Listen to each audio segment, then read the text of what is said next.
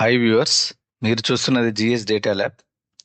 Start your data journey in Telugu. ఈరోజు మనం ఈ వీడియోలో ఎక్సెల్లో డేటా ఎంట్రీ ఎలా చేయాలి, డేటా ఎంట్రీ చేసేటప్పుడు మనం ఉపయోగించే కీబోర్డ్ షార్ట్ కట్స్, కొంచెం అడ్వాన్స్డ్ ట్రిక్స్, కొన్ని బేసిక్ ఫార్ములాస్ మనం ఈ వీడియోలో తెలుసుకుందాం. Let's begin our video. చూడండి, నేను ఒక ఎక్సెల్ వర్క్ షీట్ తీసుకున్నాను. ఇది ఒక బ్లాంక్ వర్క్ షీట్ అండి. కొద్దిగా జూమ్ చేస్తాను చూడండి. మీరు మౌస్లో స్క్రోల్ బటన్ ఉంటుంది కదా, కొంచెం స్క్రోల్ చేయండి, జూమ్ చేసుకోండి. ఎందుకంటే మీకు విజిబుల్గా ఉండాలి కదా, కొంచెం స్క్రోల్ చేసుకుంటే మీకు కొంచెం కనిపిస్తుంది. కొంచెం మనం డేటా ఎంట్రీ చేద్దాము. ఇప్పుడు కొద్దిగా స్టూడెంట్ డేటా తీసుకుంటున్నాను నేను. దాని మీద నా స్టూడెంట్ నేము, స్టూడెంట్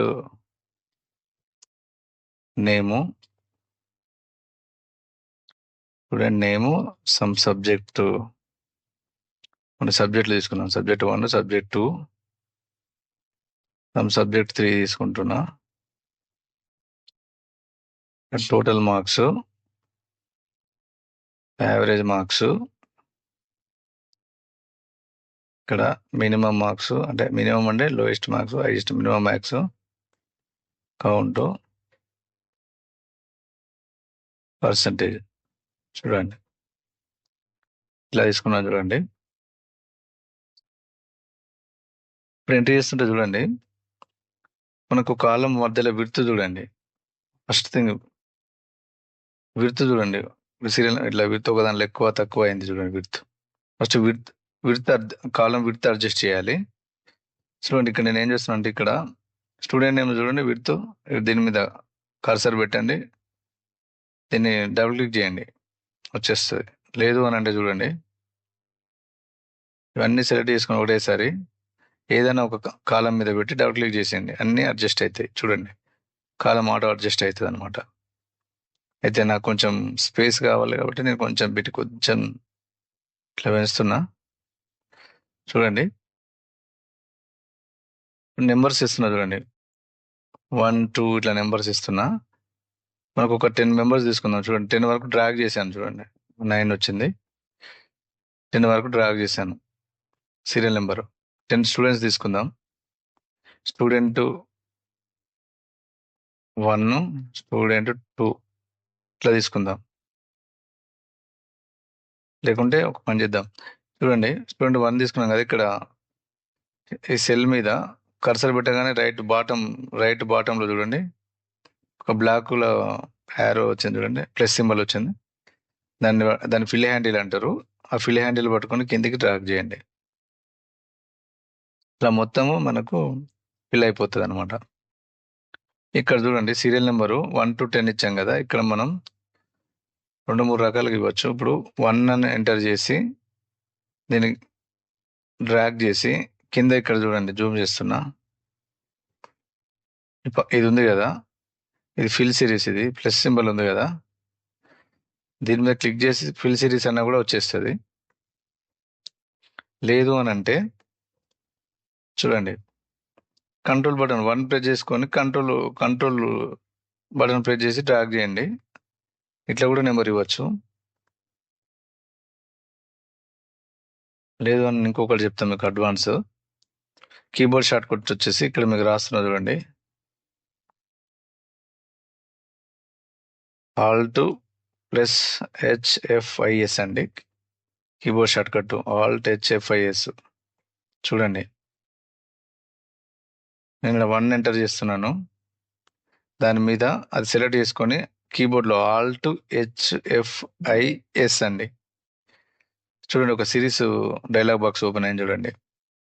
ఇక్కడ చూడండి, స్టెప్ వాల్యూ 1 ఉంది, స్టాప్ వాల్యూ మనం 10 ఇద్దాము. ఇది మనకి కాలంలో కావాలి కాబట్టి ఇక్కడ రోస్కు బదులు కాలం చూజ్ చేసుకుంటున్నా, ఓకే ప్రెస్ చేస్తున్నా. చూడండి,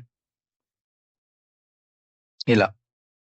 లేదు అంటే డైరెక్ట్ ఫార్ములా కూడా ఉంది, = సీక్వెన్స్ 10 ఇచ్చేసేయండి. మీకు ఎంత నెంబర్ కావాలో అంత ఇచ్చేసి డైరెక్ట్ వచ్చేస్తుంది. ఇది మీరు ఇట్లా ఏది స్పీడ్గా ఉంటే అది మీరు వాడండి, సీక్వెన్స్ వాడండి. చూడండి, నేను స్టూడెంట్ తీసుకున్నాను. ఇక్కడ చూడండి, నాకు ముగ్గురు స్టూడెంట్స్ ఉన్నారు. స్టూడెంట్ 10 మెంబర్స్ ఉన్నారు. 3 సబ్జెక్టులు ఉన్నాయి. చూడండి, నేను ఏం చేస్తున్నానంటే ఈ సబ్జెక్టులలో మనం ఏదో ర్యాండమ్గా కొన్ని మార్క్స్ వేద్దాం. ఎట్లా వేద్దాం అంటే ఇక్కడ చూడండి, నేను ఒక ఫంక్షన్ వాడుతున్నాను ఇక్కడ, ఫార్ములా ర్యాండ్ బిట్వీన్ అని. ర్యాండ్ బిట్వీన్ చూడండి, మనకు 35 నుంచి 100 మధ్యలో కొన్ని ర్యాండమ్ మార్క్స్ కావాలని అడుగుతున్నాం. ఇది డబుల్ క్లిక్ చేసేయండి, లేకపోతే డ్రాగ్ చేసినా వస్తుంది. ఇటు కూడా సేమ్ ఇట్లా ఎందుగా ఈ రెండు ఉన్నాయి కదా, దీన్ని పట్టుకుని డైరెక్ట్ డ్రాగ్ చేస్తే వచ్చేస్తాయి. ఇప్పుడు ఇవి వచ్చినాయి, కానీ ఇవన్నీ ఫార్ములా ఉంటాయి చూడండి. ఇక్కడ ఫార్ములా బార్లో ఉంటుంది. వీటిని మనం వాల్యూస్ లాగా మార్చుకోవాలి. ఇది ఫార్ములా ఇచ్చాం కదా, ఎందుకంటే మనం ఫార్ములా మీద ఫార్ములా అప్లై చేయలేం. మళ్ళీ టోటల్గా అనుకోవాలనుకో, ఇప్పుడు దీని మీద ఒక్కదాని మీద అప్లై చేస్తే వీటి అన్నిటి మీద రిఫ్లెక్ట్ అవుతాయి. చూడండి, నేను చేస్తున్నా చూడండి. టోటల్ చూడండి, మనం ఇది కదా, సరే ఇట్లా ఇజ్ ఈక్వల్స్ టు సమ్, ఇది టోటల్ రేంజ్ తీసుకోండి, ఎంటర్ పేజ్ చేయండి. ఈ సబ్జెక్ట్ 3 సబ్జెక్టుల రేంజ్ తీసుకోండి, ఎంటర్ పేజ్ చేసి చూడండి, అన్ని వాల్యూ చేంజ్ అవుతున్నాయి. చూడండి, ఇప్పుడు ఒక దాంట్లో వాల్యూ చేంజ్ చేసినాం అనుకోండి, ఇప్పుడు 50 చేశాను అనుకోండి, మళ్ళీ అన్నీ చేంజ్ అవుతాయి ఇవి. అందుకని చూడండి, ఇప్పుడు మనం డిలీట్ చేసినప్పుడు మళ్ళీ అన్ని మీద ఎఫెక్ట్ అవుతుంది. మనం ఎప్పుడైతే ఫార్ములా అప్లై చేసినామో ఎమ్మటే వాల్యూస్గా మార్చాలి అవి. ఫార్ములాది ఏం చేస్తామంటే చూడండి, సెలెక్ట్ చేసేయండి,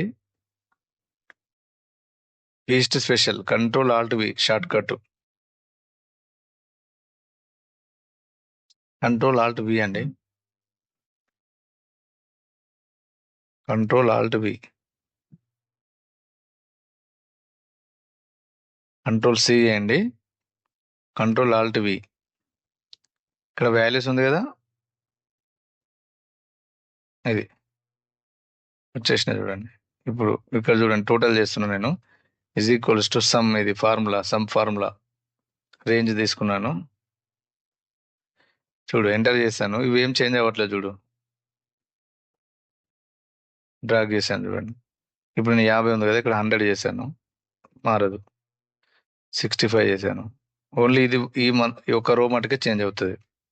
మీదికి ఇది ఎఫెక్ట్ కాదన్నమాట. సో మనం ఎప్పుడు కానీ ఫార్ములా అప్లై చేసినప్పుడు ఏమంటే దాన్ని కాపీ చేసి control C, control alt V, ఇప్పుడు నేను కాపీ చేయాలి, చేసి మనం పేస్ట్ స్పెషల్లోకి వెళ్ళి వాల్యూస్ లాగా కన్వర్ట్ చేసుకోవాలి.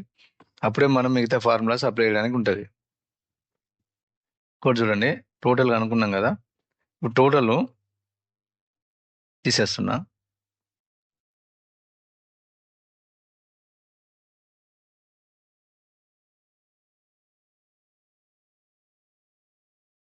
డిలీట్ చేశాను. చూడండి, ఇప్పుడు టోటల్, ఇప్పుడు ఇది సెలెక్ట్ చేసుకొని ఇక్కడ దాకా చేసుకొని, ఇక్కడ ఉంది కదా ఆటో సమ్, వచ్చిందా? ఇలా కూడా చేయొచ్చు. ఇది వచ్చిందని డబుల్ క్లిక్ చేయొచ్చు, ఇట్లా కూడా వస్తుంది. లేదు అని అంటే కీబోర్డ్ షార్ట్ కట్ చెప్తాను చూడండి, మొత్తం ఒకేసారి. ఇప్పుడు మనకు సింగిల్గా రావాలంటే ఇది సెలెక్ట్ చేసుకొని ఆల్ట్ ఈజ్ ఈక్వల్స్ టు చేస్తే వచ్చేస్తుంది.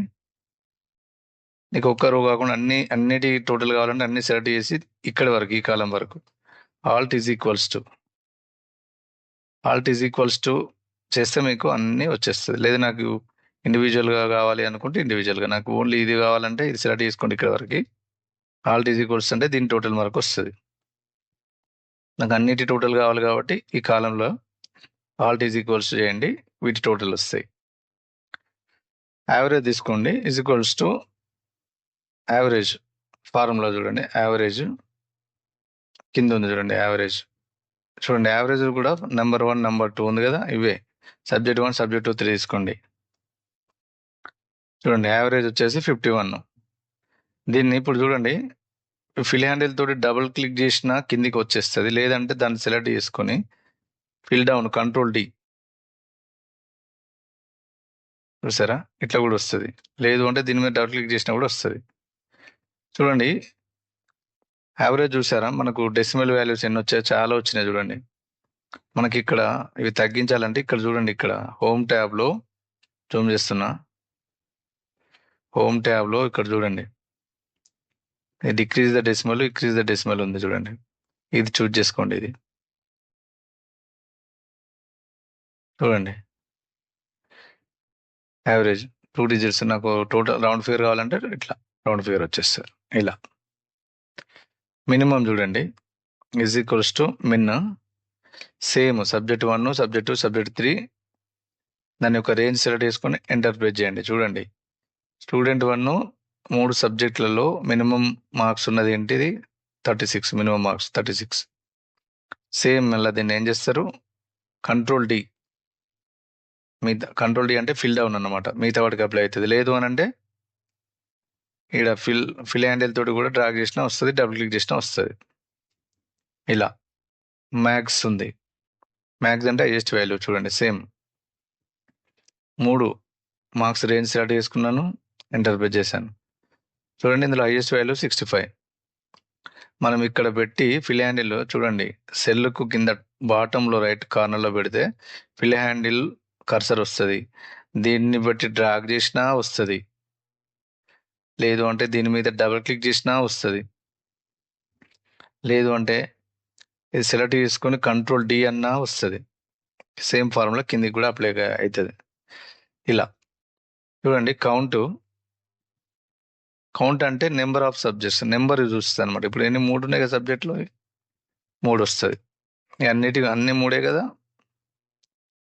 ఆల్ స్టూడెంట్స్కి 3 కాబట్టి 3 వస్తుంది. ఎందుకంటే ఇప్పుడు ఈ స్టూడెంట్కు, ఒకవేళ ఈ స్టూడెంట్ 4కు ఇంకోటి ఉందనుకోండి, సబ్జెక్టు 4 వస్తుంది. అలా పర్సంటేజ్ చూడండి, పర్సంటేజ్ తెలుసుగా. పర్సంటేజ్ అంటే ఏంటి? మనకు టోటల్ వచ్చిన మార్క్స్, టోటల్ అప్టైన్డ్ మార్క్స్ అంటే మన secured marks divided by total marks. 3 సబ్జెక్టులు కదా, ఇప్పుడు సబ్జెక్ట్ 100 అనుకుంటే ఇది టోటల్ మార్క్స్ వచ్చి 300 అండి, ఇంటూ 100 కదా, ఎంటర్ ప్రెస్ చేయండి. పర్సంటేజ్ వచ్చేసి 51. ఇట్లా డ్రాగ్ చేయండి, సేమ్ ఇందాకలానే. చూసారా? రౌండ్ ఫిగర్ ఇలా చూడండి. ఇప్పుడు ఈ ఫార్ములాస్ మనం కనుక్కున్నాము. టేబుల్ ఉంది, వీటన్నిటికీ బార్డర్స్ అప్లై చేయాలి. కీబోర్డ్ షార్ట్ కట్ వచ్చేసి Alt+H+B+A అండి. రాస్తున్నా చూడండి, ఇక్కడ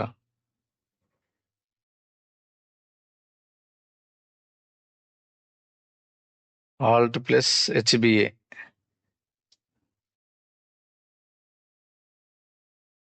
అప్లై ద బార్డర్స్.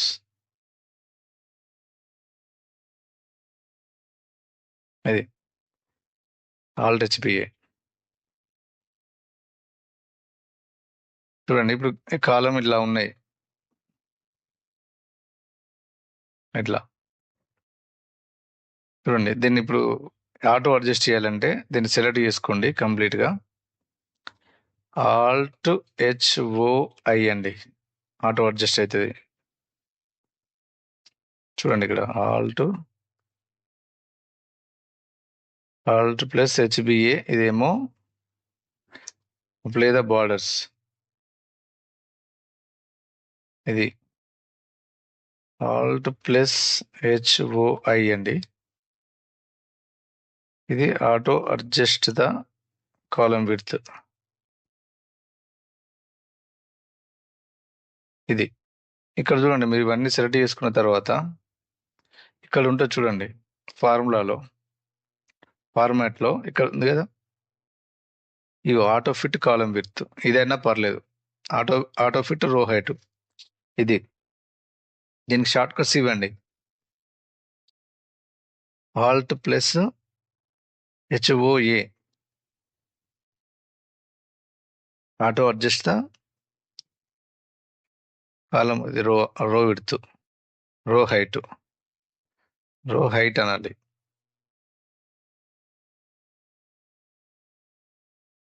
ఇది ఫర్ ఎగ్జాంపుల్ ఇది ఉంది, ఇది ఇట్లా పోయింది. ఇప్పుడు ఏం చేస్తారు, సెలెక్ట్ చేసుకొని ఆల్ట్ HOA చూడండి, ఆటో అడ్జస్ట్ రో హైట్.